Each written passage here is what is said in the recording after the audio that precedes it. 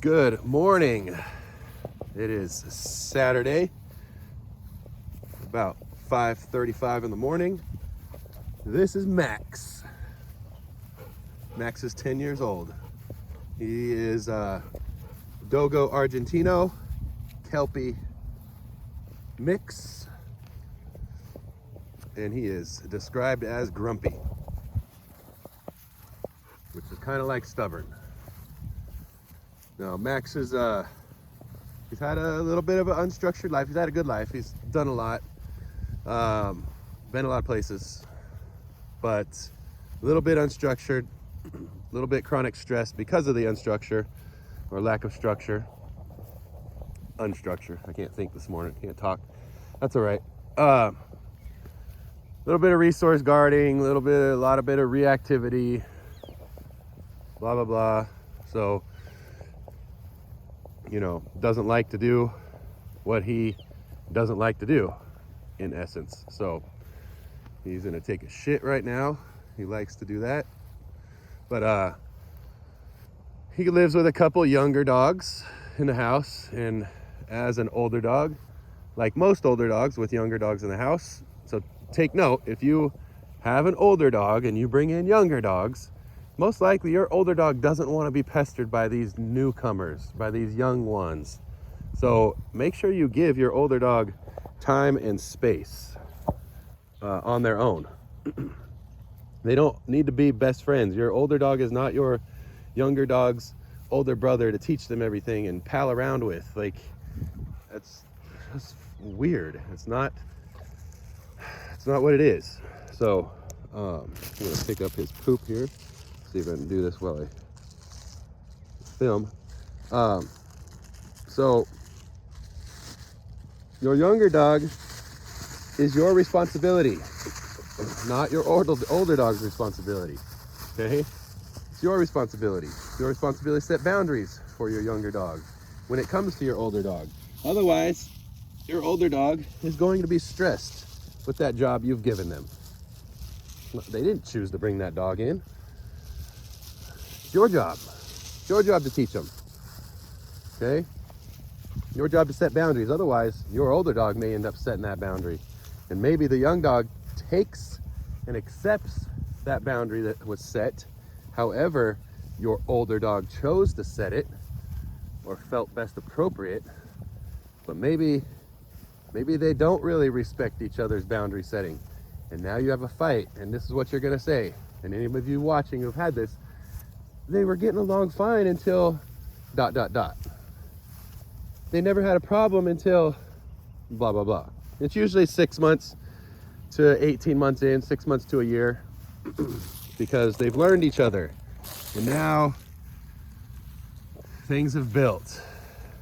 So tolerance is not the same as acceptance. So watch the interactions with your dogs. If you have a multiple dog household, or your dog is a dog that interacts with other dogs on a regular basis, ask yourself, is my dog tolerating this other dog, or are they fully accepting the other dog? See, a lot of times humans, we want to see that our dogs accept other dogs and have fun with other doggies, and they got doggy friends and doggy buddies and playmates. Is your dog tolerating the dog park or having a good time? Let's go. Is your dog tolerating the other dogs in your house, or are they really relaxed and having a good time? Good boy. Come on, bud. Be objective when you are assessing and interacting and looking at your dogs. Be objective. Step back from it and ask yourself, like, wait a second. Be skeptical of what you think is going on. Whatever the first thing you think is going on with your dogs, be skeptical of that, because that's generally your feeling. It's generally your emotions. It's a rose-colored lens, or maybe it's a dark-colored lens. So be skeptical of the negative as well, and ask yourself, what other possibilities could there be? The first thing you think of when you're watching your dog interact or do something may or may not be correct or accurate. And I would venture to guess, unless you are a dog professional, it's not. Even me, I'm always open-minded and skeptical of what I'm seeing in a dog. This is what I'm first seeing, strong possibility. I see thousands of dogs a year, let's go. But what other possibilities could there be? Because if I just stay singularly focused, I may miss something. And that missing something limits me. Let's go, bud, come on, good boy, right? The first thing you're thinking, assuming, or feeling, projecting, well, I'm not even gonna go there this morning, is limiting your dog, is limiting you, is limiting your learning, right? Good boy. So I'm not even holding the leash this morning with Max, and he's pretty good off leash when they've gone places, you know, wilderness places, outdoor places. So I'm just letting him explore like I do. Letting him have his morning while I sit here and have a conversation with myself.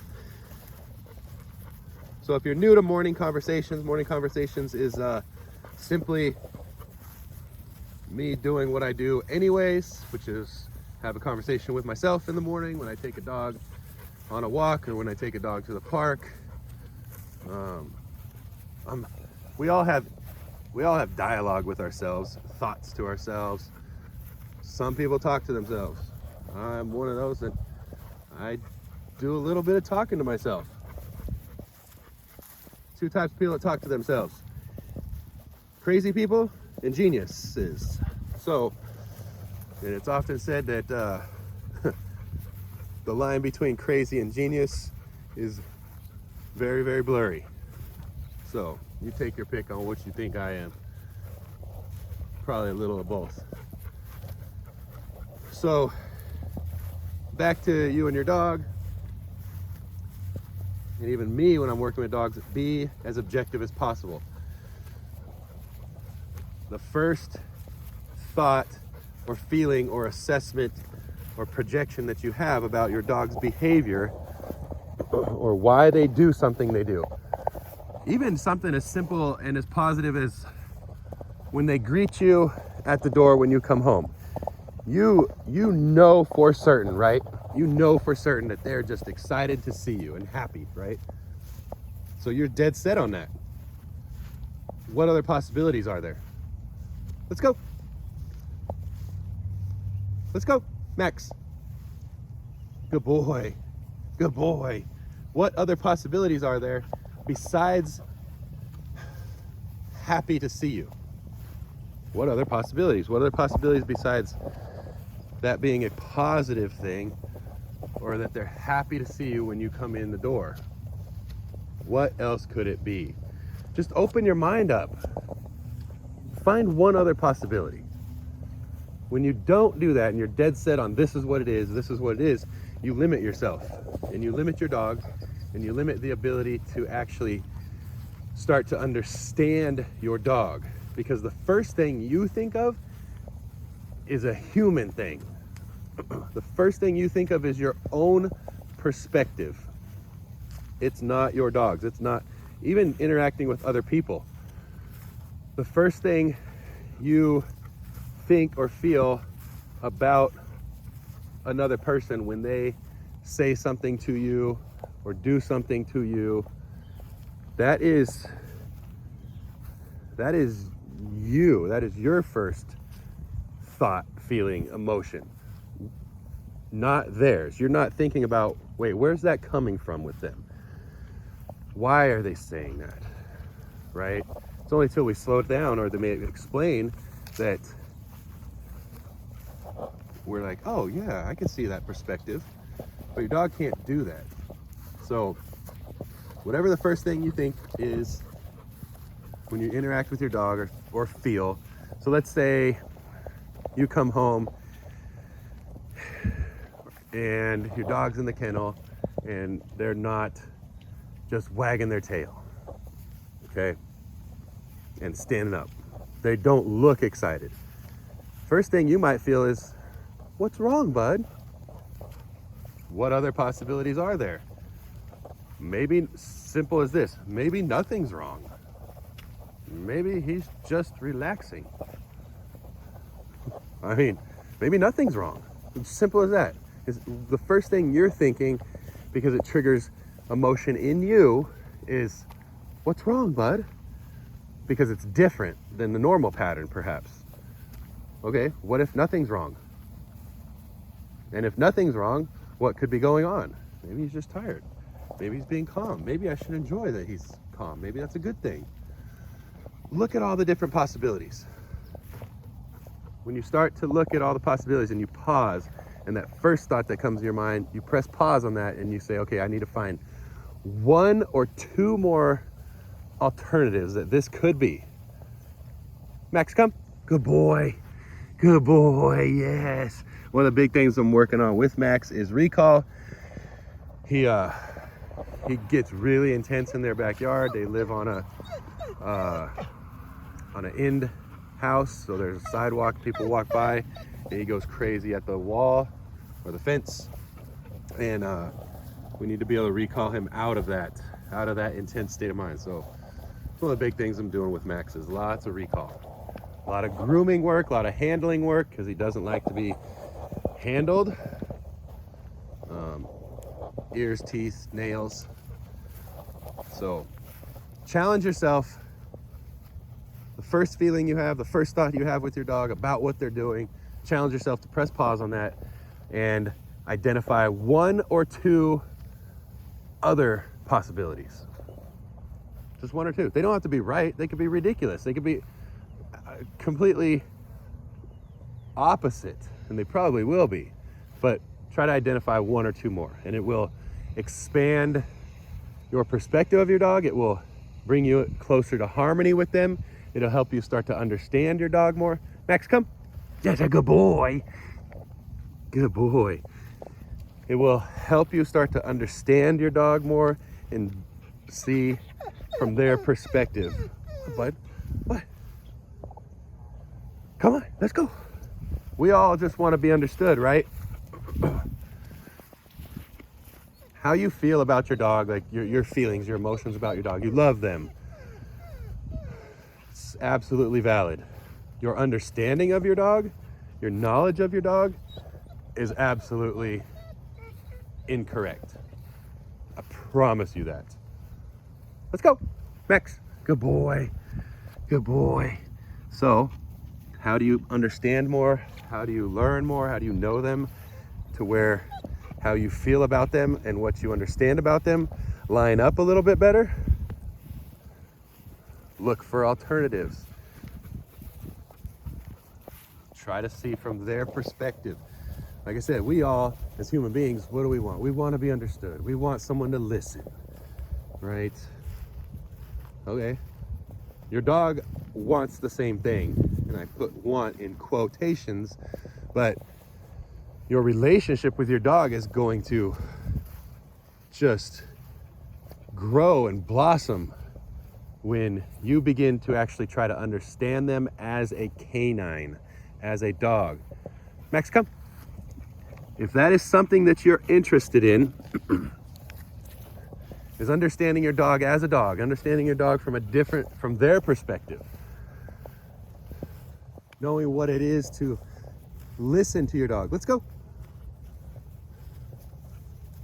My inbox is always open.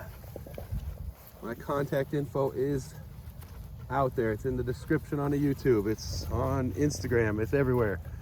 So if you're interested in learning, really learning about your dog, not about what you know about your dog or what you feel about your dog, but really learning about your dog and understanding your dog, what drives them, who they really are, appreciating them on a different level, really appreciating them for the canine that they are, for the species that they are, please reach out to me. Let's go. Whatever training you've done, whatever training you're doing, maybe you're not doing any training, will only be exponentially enhanced when you start to learn who your dog is as a dog.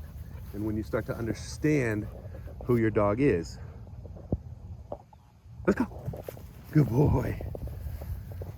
So that's my morning conversation with myself. Hope everybody has a good day.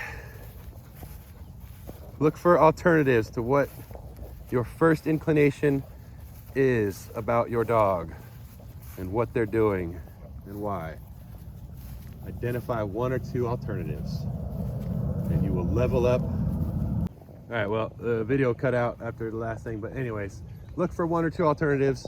You'll level up your relationship that you have with your dog. You'll enhance everything you're currently doing. Max, come. Good boy.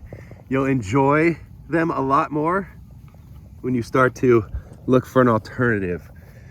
And that alternative, ideally, most of the time, that alternative, if you start drilling down, maybe not the first one, but the second one is gonna be an alternative that's actually from your dog's perspective. That's actually closer to what and why they are doing what they're doing. Think about that. So if you wanna get close to your dog, press pause on what you initially are inclined to think or feel, identify one or two more options, and then you can choose to go back to the original one that you felt. It's totally fine, but just what if? What if? What if your dog coming up to you when you're sitting on the couch and nudging your hand, what if that's not them being sweet?